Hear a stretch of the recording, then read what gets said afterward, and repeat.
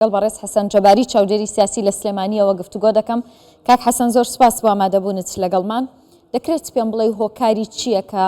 ماوەیەکی زۆرە ئەم گەشتە ئاسمانیانە لە نێوان تورکیا و سلێمانی ڕاگیراون؟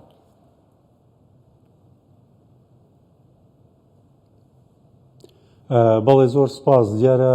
بەنسبەت ڕاگررتنی گەشتە ئاسمانیەکان وەکو ئێوە لە ڕاپۆرتەکە ئاماژەتان پێکرد، هۆکارەکەەوەی تورکیای بینیۆک و دەوڵەتێک کە هەمیشە بە حەزەرەوە بە وریایی و مامەڵە لەگەڵ ئاسایشی نەتەوەی خۆیەکە و مەلەفەی لە زۆر گرنگە مەلەفی ئاسایشی نەتەوەی بەنسبەت وەکو دەوڵەتی وەکو تورکیا. خۆشمان زانین تورکیا لەسەر ساحەکەم ڕۆ دەور و ڕۆڵێکی کەی هەیە، ینی دوای ئەوەی کە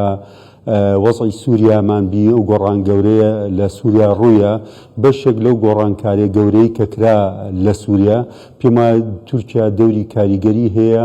و بووە بەدیل و جێگرەوە بۆ ئەو دەوری کە ئێران هەیبوو لە مەنتقەکەیە. بۆیە ئیستا سەیرەکات بڵین لەم زۆنە لە ئیدارەی سلێمانی لێرە پابەندی ڕەنگە نەبێت لەوەی ئەو ئاماژانەی کە وەزیری دەرەوەی تورکیا کە باسی کردووە لە چەند خاڵێکاویش داواکەن هەموو ئەو هەوڵانیان ئەو پەیوەندیانەی کە ئیداری سلێمانی هەیەی لەگەڵ پەکەکە دیارە هەندێک بەڵگە و دیکۆمنت و ئەوانیان هەیە. بۆیە زۆر گرنگە ئێمە لە هەرێمی کوردستان کە کارکتەرێکی نێودەوڵەتی گەورەین بە تایبەتی هاوکار لەگەڵ و سەردانەی کە جەنابی کاک مەسرور بەرزانی وەکو سەرۆکی حکوومەت ئەمڕۆ کردی بۆ تورکیا کە پێم وایە یەکێکە لە سەردانە گرنگەکان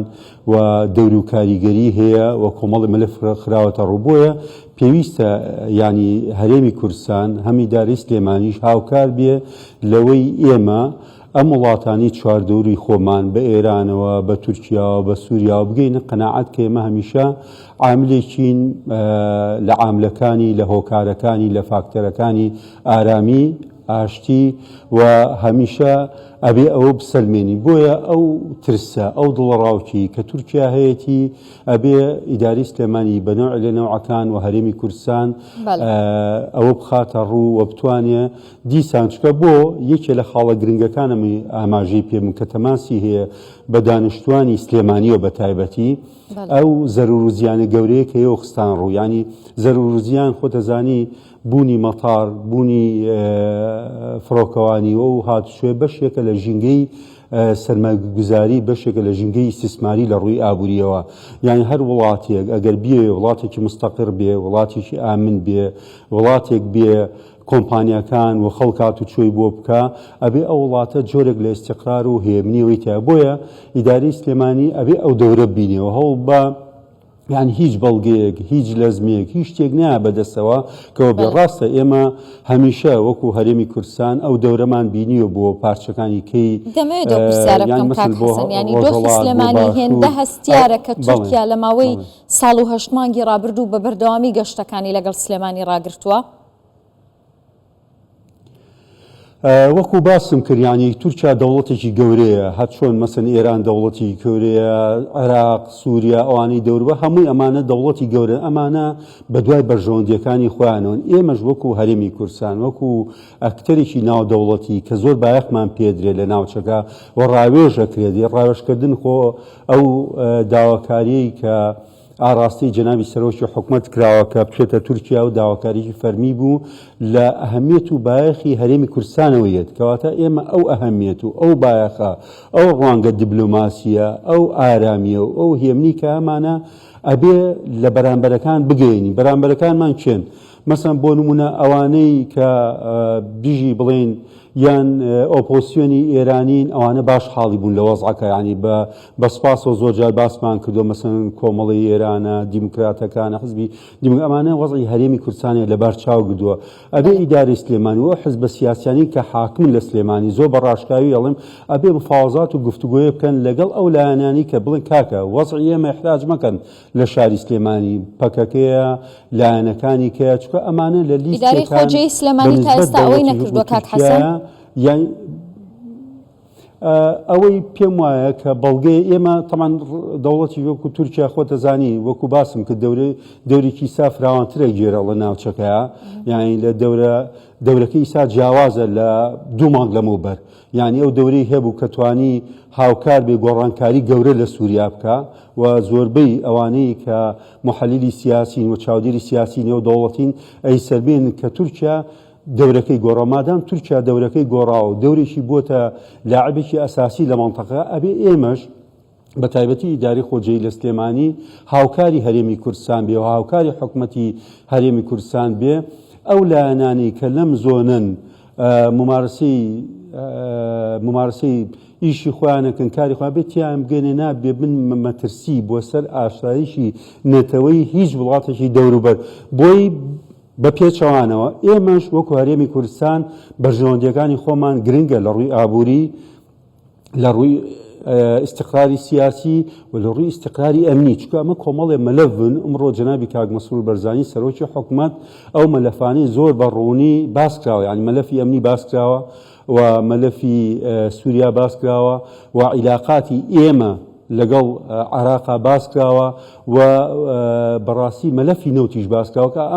ئەم هەموو مەلەفانە کە هەندێکیان مەلەفی ئابوورین پێویستیان بە چییە؟ پێویستیان بە استقراری سیاسیە پێویستیان بە استقراری ئەمنیە و پێویستیشان بەوەی کە تورکیاش هەست بەوە بکات کە ئەم وڵاتی دراوسێتی کە 300 کیلومتر ئەوەندە حدودی هەیە لەگەڵ هەرێمی کوردستانە ئەتوانێت بەرژەوەندیەکانی لە ڕووی ئابووریەوە بپارێزێت باشە کاک حەسەن چی وا دەکات حیزبێکی دیاریکراو لە سلێمانی دوولایەنەیە بەرژەوەندیەکان بەرژەوەندی هەرێمی کوردستان بەگشتی و بەرژەوەندی دانیشتوانی سلێمانی بە تایبەتی پشتگوێ بخات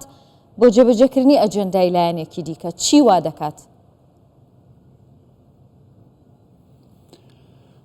پێم وایە من بەگشتگیر باسم کرد ینی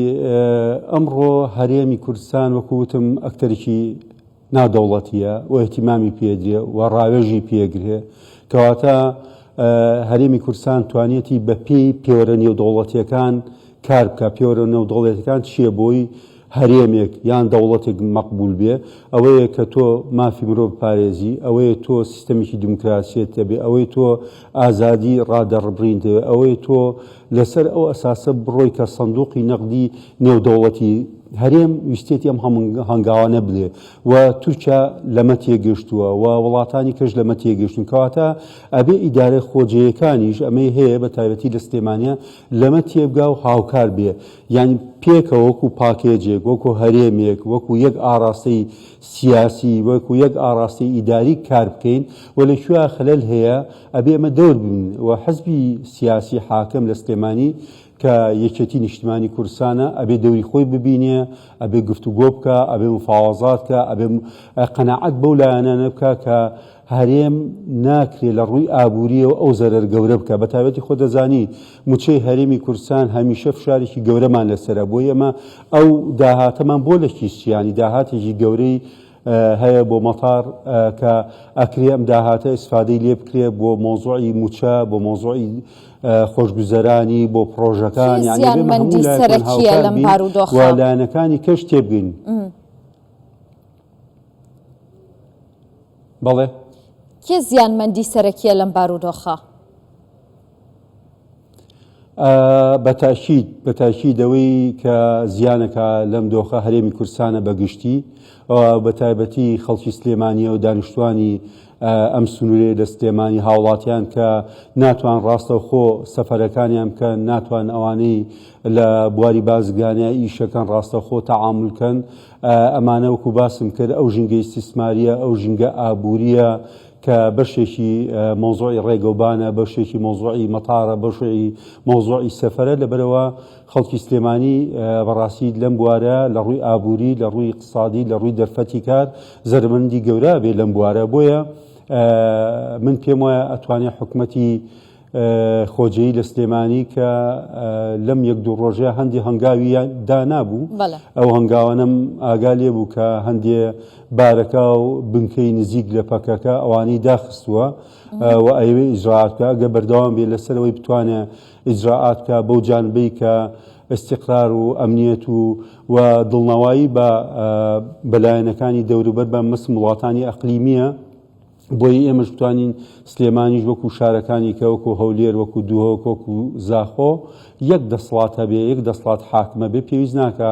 یعنی ئەوانەی ئەیانەوێ بە شێوازی چەکداری ئیش بکەن و ئەیانەوێ ئەو زمانە بەکاربێن ئەتوانن لە وڵاتی خۆیان لە شوێنی خۆیان لە جێگەی خۆیان و هەرێم دوور بێت لەو مۆزوعات چونکە هەرێم بەڕاستی هەرێمی کوردستان تەسحی زۆر یاوەک تا گەیشتووەتە قۆناغا و خەڵکی هەرێمی کوردستانیش بە تایبەتی خەڵکی شاری سلێمانی لە پێشی ئەوانە بوون کە فیداکاریان کردو خوێنیان ڕشتووە کە تەسحییان ناو کە ماندوون قابلی ئەوەن کە ئێمە بە هەموو لایەکمان هەرێم حکومەتی هەرێم بەگشتی و ئیدارەی خۆجێی سلێمانی بە تایبەتی ئاگای لە بەرژەوەندی هاوڵاتیانی خۆی بێ بتوانێت بەرژەوەندیەکانیان بارێزێ کە مەلەفی ئابووری مەلەفێکی زۆر سەرەکیە پەیوەستی ڕاستەوخۆی هەیە بە ژیانی هەموو هاوڵاتیان و بە تایبەتی ئەوانی لە شاری سلێمانی زۆر سپاس دەکەم دەست خۆش بەڕێز حەسەن جەباری چاودێری سیاسی لە سلێمانی میوانی کوردستان 24 بوویت.